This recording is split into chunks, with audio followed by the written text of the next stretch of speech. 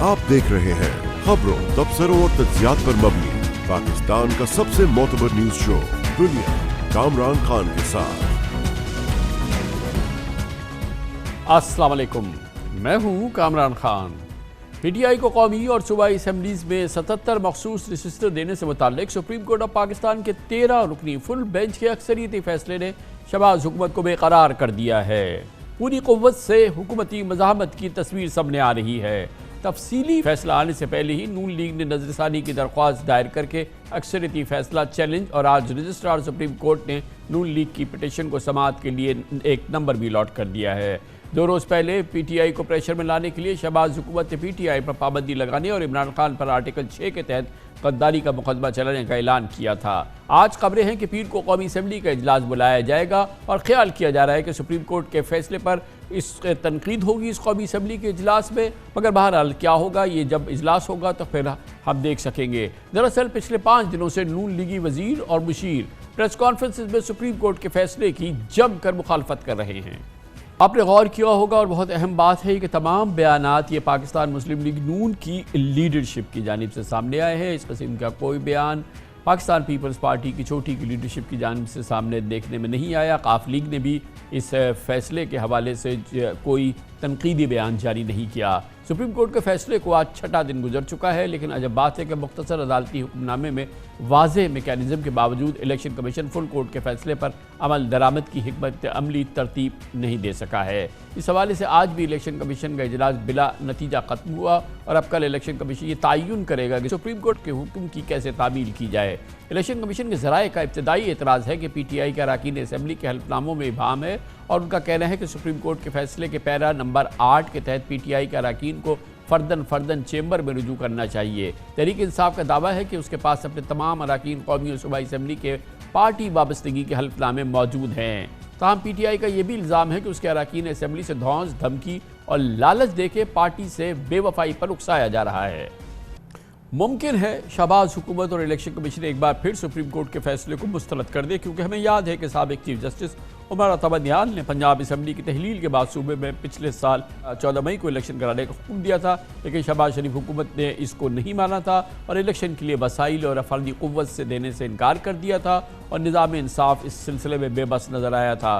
दूसरी जानिब इसी बुनियाद पर इलेक्शन कमीशन ने इलेक्शन कराने से माजूरी का इजहार कर दिया था और सुप्रीम कोर्ट के फैसले पर अमल नहीं हुआ था। हुकूमतूली पर तौहीन अदालत की दरख्वास्तें तो बहुत आई थी, मगर अभी तक उसकी सुनवाई नहीं हुई है। पिछले हफ्ते सुप्रीम कोर्ट में मखसूस नशिस्तों के फैसले में 11 जजेस ने पीटीआई को नशिस्तें देने की हिमायत की है, जबकि 8 ने 100% पीटीआई के हक़ में फैसला दिया, जबकि अवाम और खवास की अक्सरियत भी बज़ाहिर इस फैसले की तायद कर रही है। लेकिन अब रियासत और हुकूमत पर मुनहसर है कि वह नविश्ता दीवार को कितनी जल्द पढ़ते हैं और सुप्रीम कोर्ट के फैसले पर अमल होता है या नहीं होता। जाहिर है कि अगर सुप्रीम कोर्ट के फैसले पर अमल नहीं होता तो इंतहाई नाखुशगवार सूरत हाल होगी। बहुत अहम मौजू है पाकिस्तान की में सियासी तलातुम की कैफियत थमने को नहीं आ रही और एक ये नई सूरत हाल पैदा हो गई है, जिसमें बज़ाहिर सुप्रीम कोर्ट ऑफ पाकिस्तान के फैसले के बाद पाकिस्तान तहरीक इंसाफ की मखसूस नशिस्तों के ज़रिए 77 अरकान की इजाफ़ा हो जाएगा उसकी पार्लियामेंट में, उसकी पोजीशन को। और जाहिर है कि ये जो इक्विलिब्रियम है इस वक्त पाकिस्तान की पार्लियामेंट का, इस पर बहुत बड़ा इसका असर होगा। लेकिन अगर इस पर फैसले पर अमल नहीं होता तो उसके अपने मुज़मरात होंगे। इन तमाम मौज़ूआत का जायज़ा लेते हैं सियासी नुक्ता निगाह से और इंडिपेंडेंट ऑब्जर्वर्स इसको कैसे देखते हैं। पाकिस्तान के साबिक सीनियर पार्लियामेंटेरियन, सहाफ़ी, तज्ज़ियाकार मोहतरम मुशाहिद हुसैन सैयद हमारे साथ मौजूद हैं। बहुत बहुत शुक्रिया मुशाहिद साहब। ये फरमाइएगा कि इख्तिताम हफ्ता बहुत बड़ी डेवलपमेंट थी जब सुप्रीम कोर्ट की फुल कोर्ट ने इस हवाले से एक अक्सरियती फैसले से कहा था कि पीटीआई मखसूस नशिस्तों की हकदार है, उसे 77 मखसूस नशिस्तें मिलें और इसका उन्होंने तरीक़ाकार भी तजवीज़ कर दिया था। इस जो सुप्रीम कोर्ट का फैसला था इलेक्शन सिंबल के हवाले से, उस हवाले से 11 जजेस ने कहा था कि उसको इंटरप्रेट गलत किया इलेक्शन कमीशन ने और पीटीआई की पॉलिटिकल हैसियत जो है वो बरकरार है। ये तमाम चीज़ें हमारे सामने हैं, लेकिन इस फैसला आने के बाद जो हमने हुकूमत के बयानात देखे और अब तक का जो इलेक्शन कमीशन का हमने रद्द-ए-अमल देखा है, इम्पॉर्टेंट बात यह है कि लग नहीं रहा कि इस पर स्मूथ अमल हो जाएगा सुप्रीम कोर्ट ऑफ पाकिस्तान के फैसले पर। हो सकता है कि हम कोई एक बड़ी मज़ाहमत देखें, हुकूमती मज़ाहमत देखें सुप्रीम कोर्ट के फैसले की।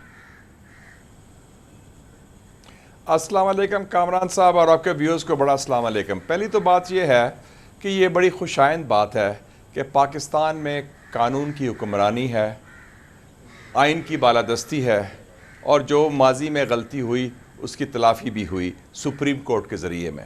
इसका मतलब है पाकिस्तान एक जानदार जमहूरियत है और ये जंगल का कानून नहीं, इधर वाकई कानून जो रूल ऑफ लॉ है वो प्रिवेल करता है।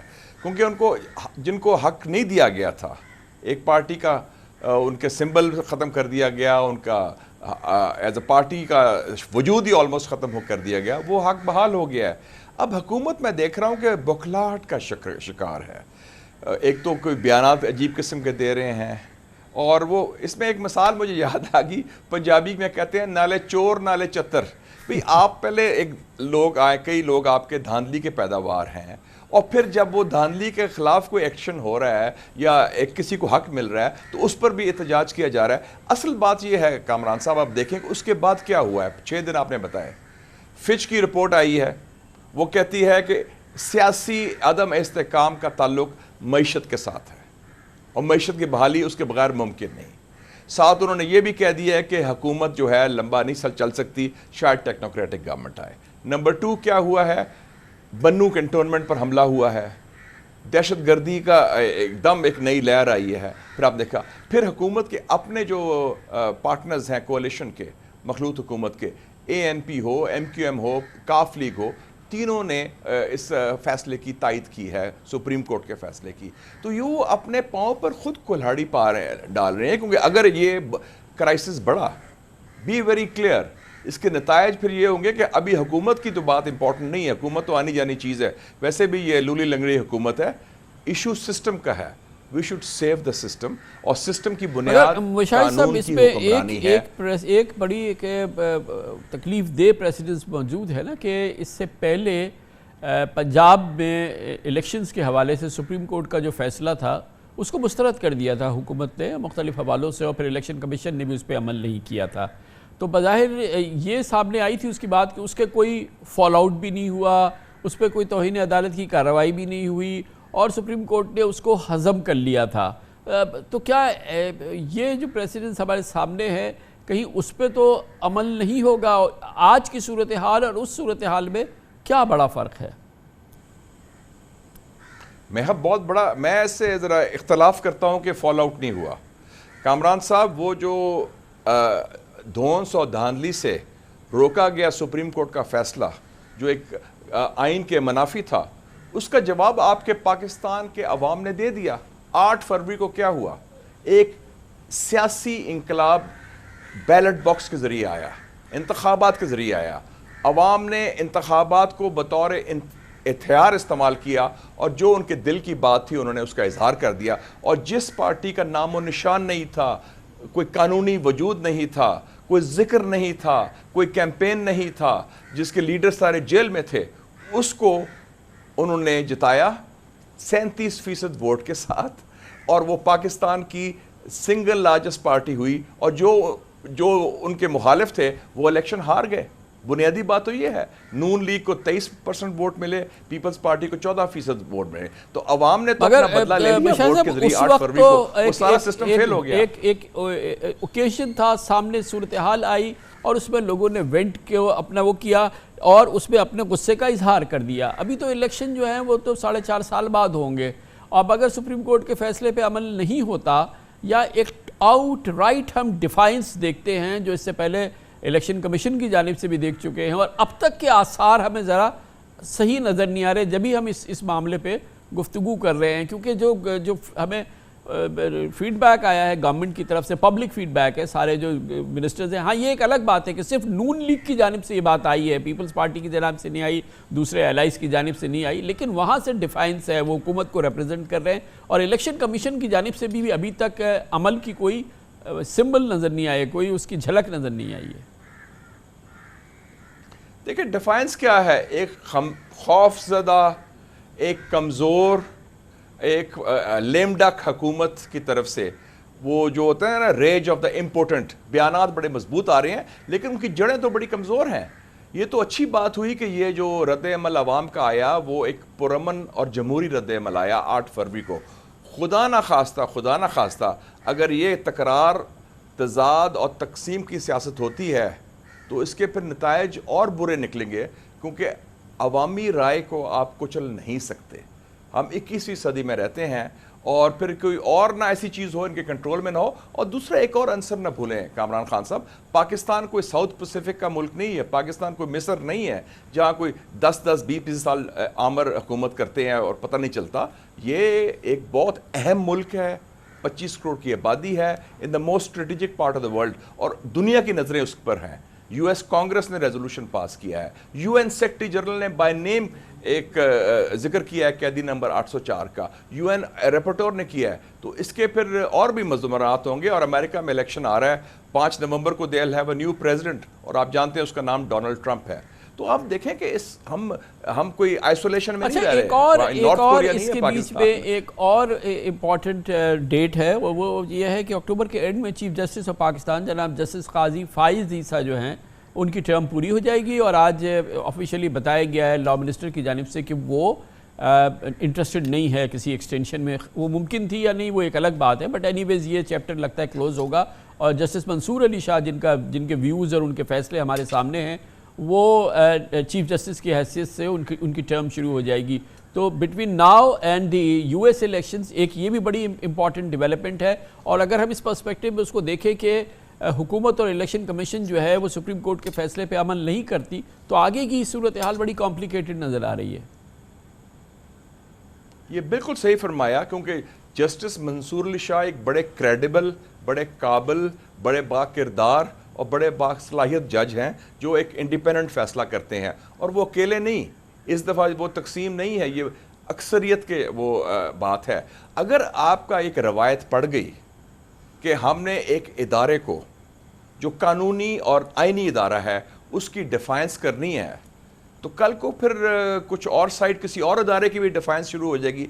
फिर तो आप पेंडोरस बॉक्स खोल रहे हैं ना, कि ठीक है जी एक आइनी इदारे की डिफाइंस, उसके खिलाफ लड़ना जायज़ है, तो फिर तो आप it's law of the jungle, then all bets are of.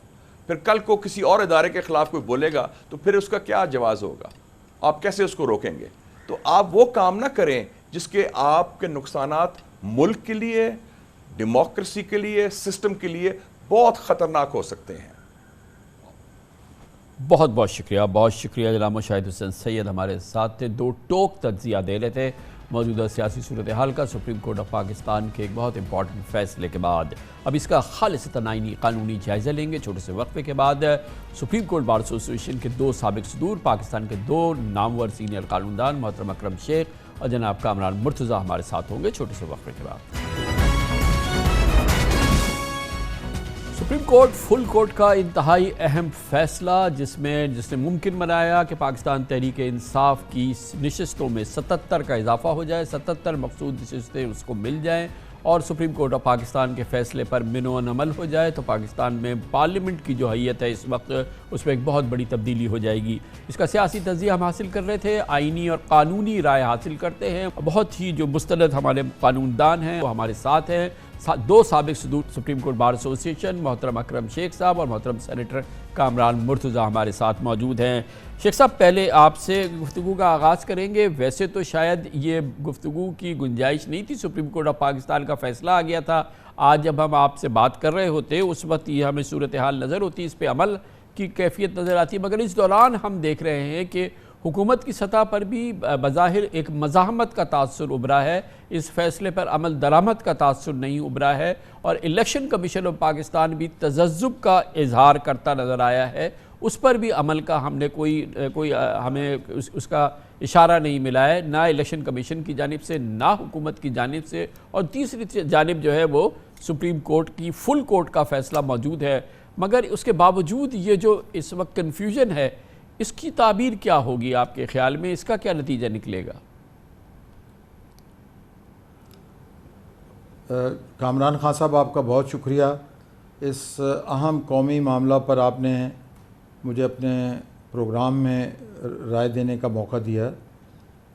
मैं बिल्कुल ज़िम्मेदारी से आपको ये कहता हूँ कि अगर हुकूमत इस फ़ैसले पे अमल दरामद नहीं करेगी तो न सिर्फ मुल्क की जो सियासी स्टेबिलिटी है, पॉलिटिकल स्टेबिलिटी, सियासी हम आहंगी, वो मुंतशर होगी, मुतग़य्यर होगी, बल्कि उसी से मुंसलिक जो हमारी इक़्तिसादी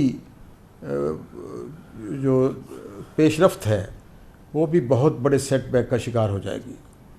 इसलिए हुकूमत government is expected to be the most honourable argument and instrument of the state, और उसको ये चाहिए कि अदालत के फ़ैसलों पे मिनो-अन अमल दरामद करे। हम अदालती फ़ैसलों पे अमल दरामद ना करने की सज़ा आज तक भुगतते चले आ रहे हैं, और ये 75 साल के बाद, 76 साल के बाद, मुल्क के क़याम के 76 साल के बाद अगर हम अभी भी अदालतों के फ़ैसलों का और फिर मुल्क की आला तरीन अदालतों के फ़ैसलों का एहतराम करने की बजाय उनको मुतनाज़ा करने की कोशिश करेंगे, तो मैं ये समझता हूँ कि हमने फिर कुछ भी नहीं सीखा। वो लोग जो इसको मुतनाज़ा करने की कोशिश करेंगे, मैं उनसे दरख्वास्त करूँगा कि मुल्क के अज़ीम तर मुफाद में अदालती फ़ैसलों को मानें। अदालत ने बहुत दफ़ा आपके हक़ में फ़ैसले दिए हैं और बहुत दफ़ा आपके ख़िलाफ़ भी फ़ैसले दिए हैं, लेकिन आप देखिए कि वो जो आपके ख़िलाफ़ जो एक 2018 का इलेक्शन था, उसकी सज़ाए बाज़गुज़श्त आपने देखी कि सुप्रीम कोर्ट के अंदर सुनाई दी कि 18 का इलेक्शन भी देख लें, उसमें भी इसी तरह का कोई मामला था। तो गोया आपकी एक अखलाकी बर्तरी का एक वाज़ेह सबूत है कि जब आपके साथ ज़्यादती हुई तो सुप्रीम कोर्ट के फुल कोर्ट के सामने भी ये बात, इसका तज़किरा किया गया कि 18 में भी ऐसे हुआ था, तो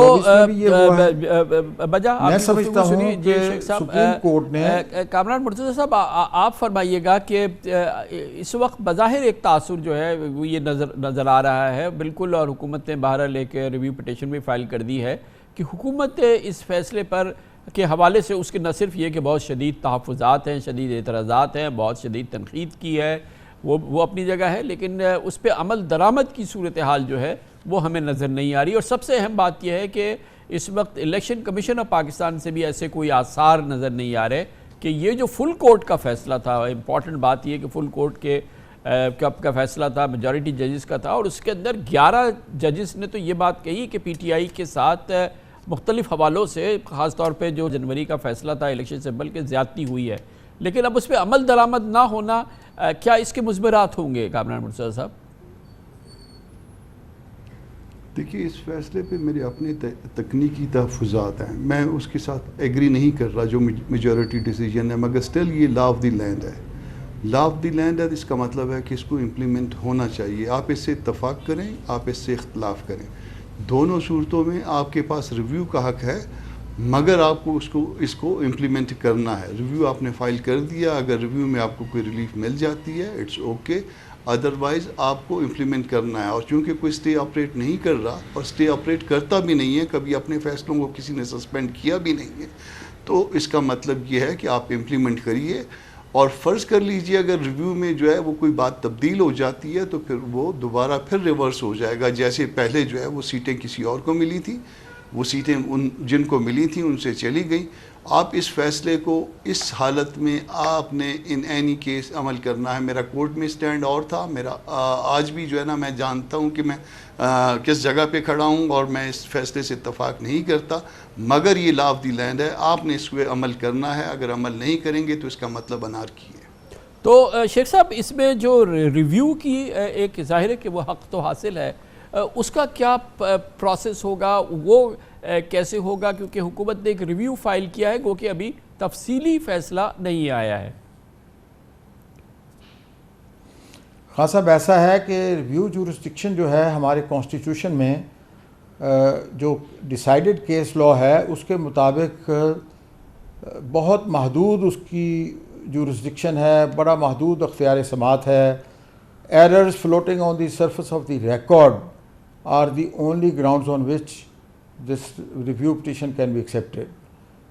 तो मैं नहीं समझता कि इस फैसले में, यानी जैसा कि आपने बिल्कुल सही फरमाया कि जो कंट्रोवर्शियल पोर्शन है कुछ लोगों के नज़दीक, वो ऐसा पोर्शन है जिसमें 13 में से 11 फाजिल जज साहबान ने इत्तफाक़ किया है। और मैं ये समझता हूँ कि उस बारे में चीफ जस्टिस ऑफ पाकिस्तान काजी फ़ाइज़ ईसा साहब और मोहतरम सीनियर प्यूनी जज जस्टिस मंसूर अली शाह साहब और उनके साथ बाकी फाजिल जज साहबान की राय में ज़्यादा कोई इख्तलाफ नहीं है। दोनों इस बात पर मुत्तफ़िक़ हैं कि वो लोग जिन्होंने अपने आप को एक सियासी जमात का रुकन ज़ाहिर करके इंतखाब में हिस्सा लिया था, उनको आप इस तरीके से आज़ाद नहीं डिक्लेयर कर सकते थे। और वो इस बात के भी मुस्तहिक हैं कि उनकी जो है प्रोपोर्शनेट रिप्रेजेंटेशन के एतबार से उनको सीटें दी जाएं। इसमें एक वो आपके जो सहाफ़ती हलकों में एक बात मैंने नोट की परसों प्रोग्राम में, मैं तो जब केस की समाअत का फ़ैसला हुआ तो उस वक्त मैं पाकिस्तान आ चुका था, लेकिन उससे पहले कुछ 15 दिन के लिए मैं बैतुल्लाह शरीफ की हाज़िरी के लिए चला गया था। तो खान साहब, ये मैंने कल और परसों आपके फाज़िल नुमाइंदगान और आपके फाज़िल जो कॉरेस्पॉन्डेंट्स हैं उनसे मैंने देखा कि ये फ़ैसला 184(3) में तो मुमकिन था, लेकिन 185(3) में ये फ़ैसला नहीं हो सकता था। मैं बहुत अदब से एक कानून के अदना तालिब इल्म की हैसियत से और सुप्रीम कोर्ट में मोर दैन 44 ईयर्स की प्रैक्टिस की बिना पे और जो डिसाइडेड केस लॉज हैं उसकी बिना पे मैं बड़ी ज़िम्मेदारी से कह सकता हूँ कि हमारे सुप्रीम कोर्ट ने ये फ़ैसले दिए हैं कि 184(3) के तहत अगर पिटीशन आए तो उसको 184(3) में भी कोर्ट पावर इस्तेमाल कर सकती है और 184(3) में इंटरचेंजेबल है। ये सुप्रीम कोर्ट वही है, उसके पास एक अख्तियार है। और ये कोई कंप्लीट जस्टिस वाली बात मैं नहीं कर रहा, मैं उससे मुख्तलिफ बात कर रहा हूँ। ये जो ओरिजिनल जुरिस्डिक्शन है 184(3) में, अगर एपेलेट जुरिस्डिक्शन में भी कोई आदमी आ जाए और उसका केस 184(3) की किसी एनफोर्समेंट ऑफ फंडामेंटल राइट के तहत कवर हो तो वो सुप्रीम कोर्ट उसको नाफिज कर सकती है। एक अहम बात जो मैं आपकी खिदमत में अर्ज़ करना चाहता हूँ, हम अभी इस वक्त जो जिस दौर में रहे हैं that is an era of substantial justice.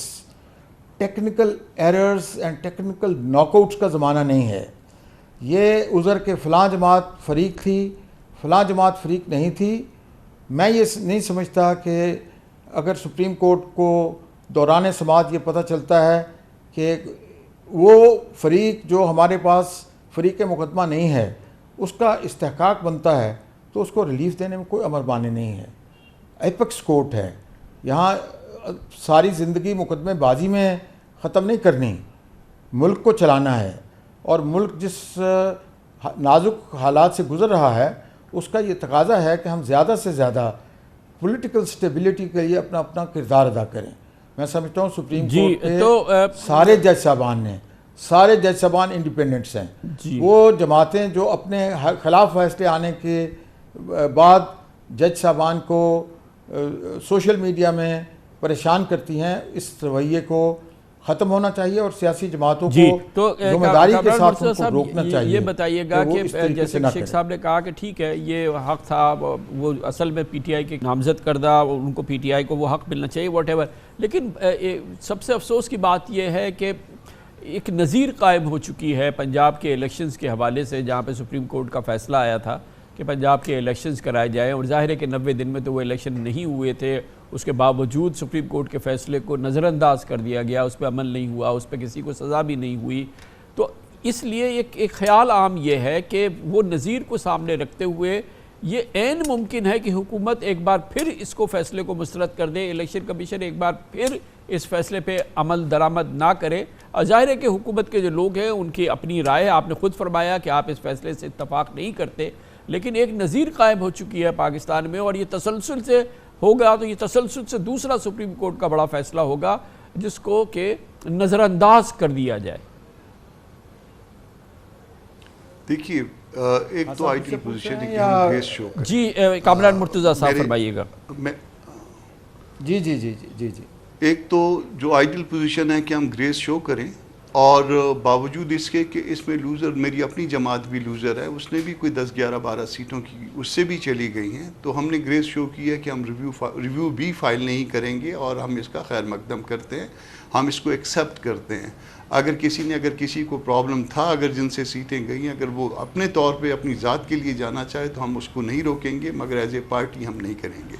तो अगर हम ये ग्रेस नहीं शो करेंगे, सुप्रीम कोर्ट के जजों ने कोई लाठी नहीं पकड़ी होती, कोई उनके पास जो है ना वो ऐसा कोई मैकेनिज़्म नहीं होता कि जाके ज़बरदस्ती जो है वो फ़ैसला करें। ये उन कौमों के लिए इस तरह के फ़ैसले होते हैं जो कौमें जो है उनको तहज़ीब होती है कानून के हवाले से।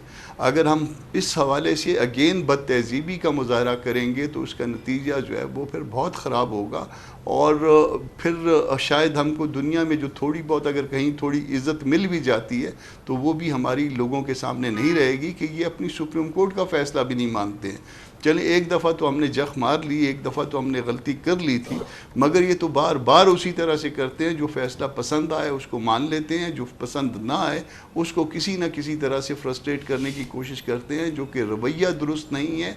मैं फिर कह रहा हूँ कि ये बावजूद इसके कि ये फ़ैसला मैं इससे इत्तफाक नहीं करता, मगर ये लॉ ऑफ लैंड है और इसको इम्प्लीमेंट होना चाहिए। और शेख साहब, दूसरी जानिब एक तो ये हुकूमत होगी, दूसरा इलेक्शन कमीशन ऑफ पाकिस्तान जो है, जिसने जिस तरह के भी इलेक्शन कराए, अब उसमें चाहे हमारे पाकिस्तान के लोग हों, ऑब्जर्वर्स हों, सहाफ़ी हों, उनकी जो राय है, जो उनकी इंडिपेंडेंट ऑब्जर्वेशन है वो सामने है, आलमी राय है, और आलमी भी आला तरीन सतह पर UN के सेक्रेटरी जनरल, अमेरिका की कांग्रेस की करारदाद, यानी कि 100% वाली करारदाद, और तमाम जो इदारे हैं उन्होंने इस हवाले से जो भी अपनी राय दी है। मगर इलेक्शन कमीशन जो है उसने एक जानिब पहले सुप्रीम कोर्ट के फैसले पे अमल नहीं किया, और इस बार भी जो है अभी तक उसने कोई ऐसी झलक नहीं दिखाई है जिससे ये लगे कि वो इस पर अमल करने के लिए पाबंद है या वो करने जा रहा है।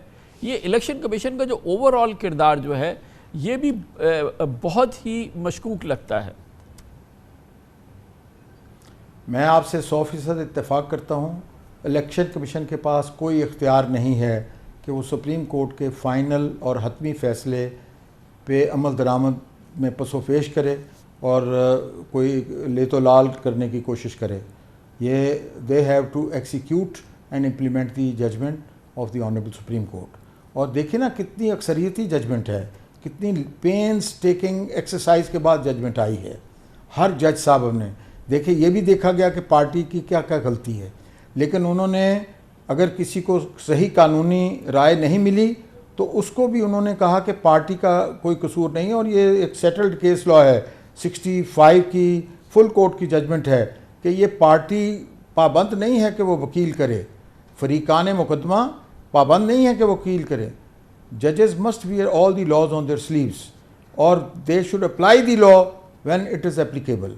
तो मैं नहीं समझता कि इलेक्शन कमीशन के पास कोई इख्तियार है या कोई गुंजाइश है या उसको कोई छूट दी जा सकती है कि वो इस फैसले पर अमल दरामद। तो कामरान मुर्तज़ा साहब, मैं इस बारे में जी कामरान मुर्तज़ा साहब ये फरमाइएगा कि इसके फ़ौरन बाद हमने एक हुकूमत का एक दूसरे अंदाज का रद्द अमल देखा, क्योंकि वो फैसले के बिल्कुल बाद आया और अचानक ये बात सामने आई कि हुकूमत ने कहा कि PTI के ख़िलाफ़ संगीन इल्ज़ामात हैं और हम इस जमात पर पाबंदी लगाने जा रहे हैं। दो टोक अंदाज में पहला जो वज़ीर इत्तलात का बयान था वो था कि अब बिल्कुल इस पर पाबंदी लगाने जा रहे हैं, रेफरेंस फाइल करेंगे सुप्रीम कोर्ट में, और इसी के साथ आर्टिकल 6 की कार्रवाई होगी इमरान खान के और दूसरों के ख़िलाफ़ है। और ये बिल्कुल जब PTI को एक बड़ा रिलीफ मिला था सुप्रीम कोर्ट से, उसके बाद हुकूमत का ये रद्द अमल सामने आया था। तो बज़ाहिर हुकूमत जो है वो काफ़ी डेस्परेट नज़र आई है इस फैसले के बाद। मैंने इन दोनों बातों को असेल किया है सेनेट में, और दोनों पे जो है वो एडजर्नमेंट मोशन जो है जमा करवाया है, आज जमा हुआ है। और ये उसकी बौखलाहट का या इखलाकी शिकस्त का इजहार करता है। फैसले ख़िलाफ़ आते हैं, आप उससे इत्तफाक बाज़-औक़ात नहीं करते, मगर इसके बावजूद जो है उसका एहतराम जो है वो लाजिम हुआ करता है, स्पेशली हुकूमतों पे, और उसको इज़्ज़त के साथ कबूल किया जाता है। इसमें सबका भला होता है। सर बड़ी नवाजिश, बहुत बहुत शुक्रिया। जनाब सुप्रीम कोर्ट बार एसोसिएशन के दो साबिक सदूर, पाकिस्तान के दो नामवर सीनियर कानूनदान दो टोक राय दे रहे थे कि सुप्रीम कोर्ट ऑफ पाकिस्तान का फैसला आ गया है, इस पर हर सूरत में अमल होना चाहिए। एक और तनाज़ा खड़ा हो गया है अदालती हवाले से, गो कि सुप्रीम कोर्ट ऑफ पाकिस्तान की ये राय है, पाकिस्तान बार काउंसिल ने उसको सपोर्ट किया है कि पाकिस्तान में बहुत ही हल तलब जो मुकदमात हैं वो तवील अरसे से जो जिनके फैसले होने हैं, जिनकी समाअत होनी है, उसके लिए अदालती स्ट्रेंथ को बढ़ाना है और एड हॉक जजेस का फैसला किया है चीफ जस्टिस साहब ने। और इसके लिए 4 जजेस का उन्होंने ऐलान किया था कि वो चाहेंगे कि 4 जजेस एड हॉक जजेस की हैसियत में आर्जी हैसियत से जो है वो सुप्रीम कोर्ट को ज्वाइन कर ले। उनमें से 2 ने फौरी तौर पे इस इम्कान को उन्होंने माजरत कर ली है, 2 जज साहबान ने, और इस हवाले से बहरहाल एक सियासी तनाज़ा ने जन्म लिया है। इस पर बात करते हैं छोटे से वक्फे के बाद। बेशक पाकिस्तान के 25 करोड़ अवाम ऐसी अदलिया चाहते हैं जो सियासी हालात और वाक़यात और नज़रिया ज़रूरत से मुकम्मल आज़ाद हो। ताहम पिछले हफ्ते सुप्रीम कोर्ट के फुल बेंच की जानिब से PTI को मखसूस लिस्ट देने के अक्सरियती फैसले ने आला अदलिया में नज़रियाती तकसीम के तासुर को हवा दी और इस पेशरफ के बाद अचानक सुप्रीम कोर्ट में जजेस की तादाद बढ़ाने का फैसला सामने आया। अगरचे सुप्रीम कोर्ट में 17 जजेस की तमाम आसामियाँ पूरी हैं, लेकिन इत्तफाक की बात है कि 12 जुलाई को फुल कोर्ट के फैसले वाले दिन ही चीफ जस्टिस जनाब काजी फाइज ईसा ने जुडिशल कमीशन ऑफ पाकिस्तान का इजलास बनाने के लिए खत लिखा, जिसके मुताबिक कल 19 जुलाई को सुप्रीम कोर्ट में 4 एड हॉक जजेस की 3 साल की तैनाती पर गौर होना है। चीफ जस्टिस काजी फाइज ईसा के नामजद करदा 4 रिटायर्ड जजेस में से जनाब जस्टिस मुशीर आलम और जस्टिस मकबूल बाकिर, जिनके दोनों का ताल्लुक सिंध से है, उन्होंने एड हॉक जज बनने से माजरत कर ली, जबकि जस्टिस सरदार तारिक मसूद और जस्टिस मजहर आलम मियाँ ने बज़ाहिर खामोश रजामंदी का इजहार किया है। आर्टिकल 182 के तहत सुप्रीम कोर्ट के रिटायर्ड जजेस की बतौर एड हॉक जज तैनाती हो सकती है और एड हॉक जज के पास वही इख्तियार होता है और दायरा समाअत होता है जो एक मौजूदा जज के पास हो, ताहम इस जज को रिटायर हुए 3 साल से ज़्यादा वक्त न गुजरा हो।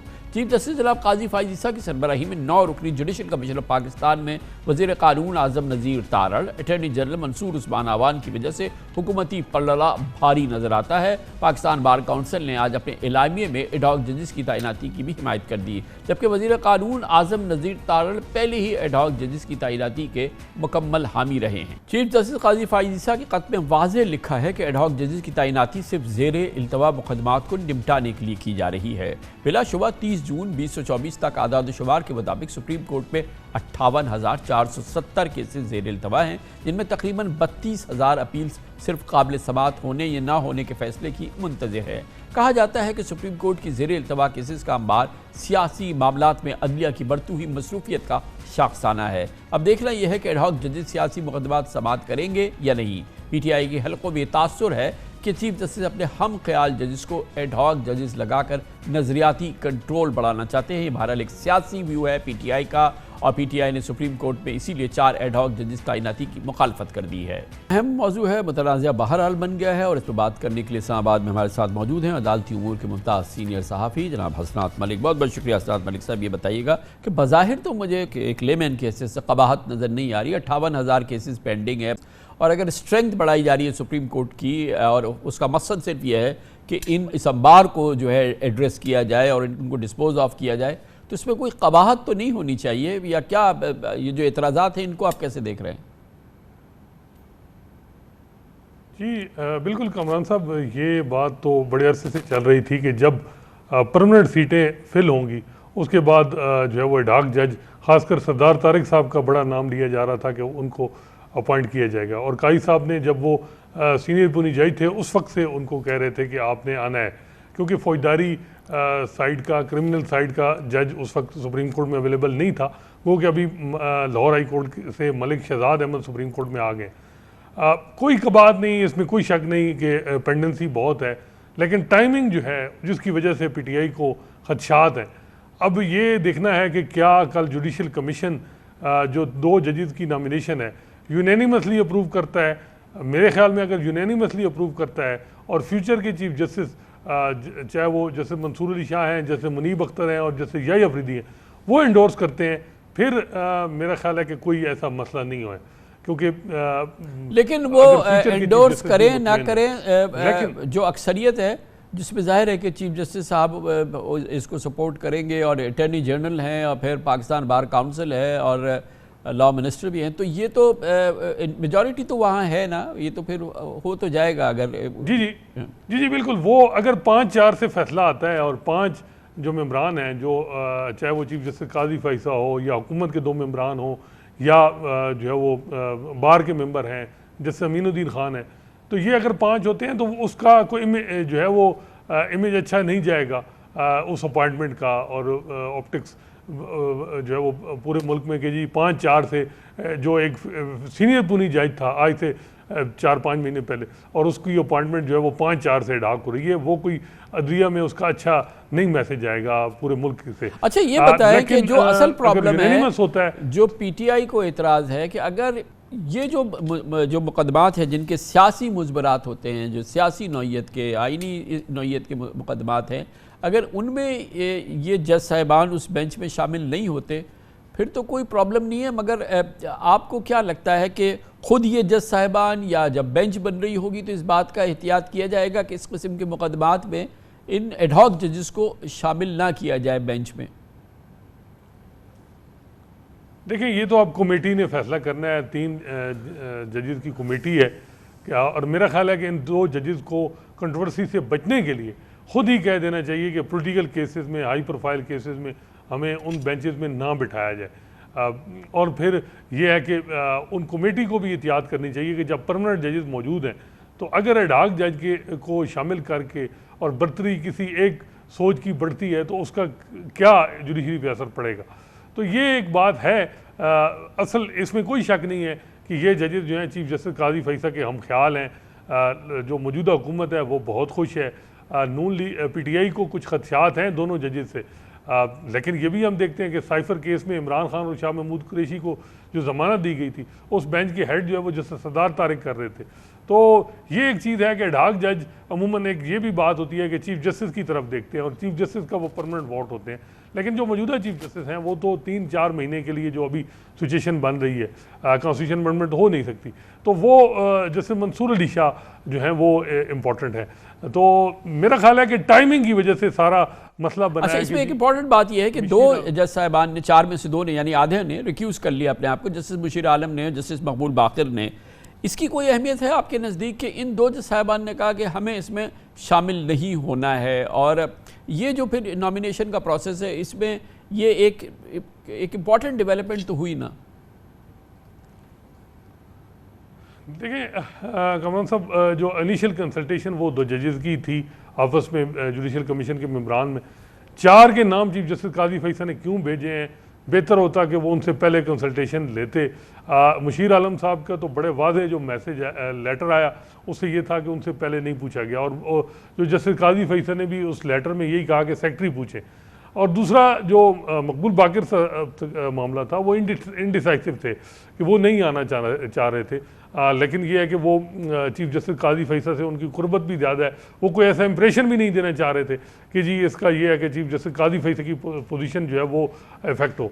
तो लेकिन ये है कि ये दोनों जजेस जो हैं किसी दौर में तो जस्टिस मंसूर अली शाह, जस्टिस काजी फैसल और ये जो जजेस 2 हैं ये एक ही कैंप से हम जाने जाते थे। जो दूसरा कैंप था जिसको हम कहते थे साकिब निसार या उमर अता बंदयाल के कैंप, उनके जजेस नहीं थे। अब ये है कि ये जो कैंप है चीफ जस्टिस काजी फैसल और जस्टिस मंसूर अली शाह का, मखसूस नशिस्तों के केस में हम देखते हैं कि यहाँ भी बड़ी वाज़ेह तकसीम आई है।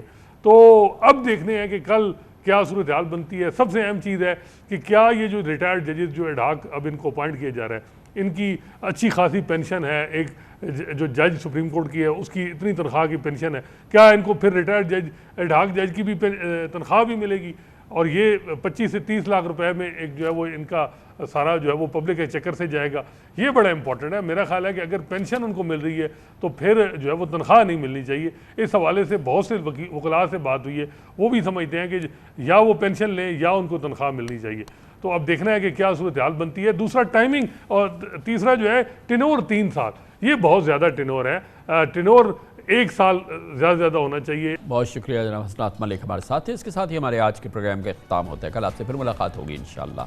कल तक के लिए कामरान खान को इजाज़त। अल्लाह हाफ़िज़।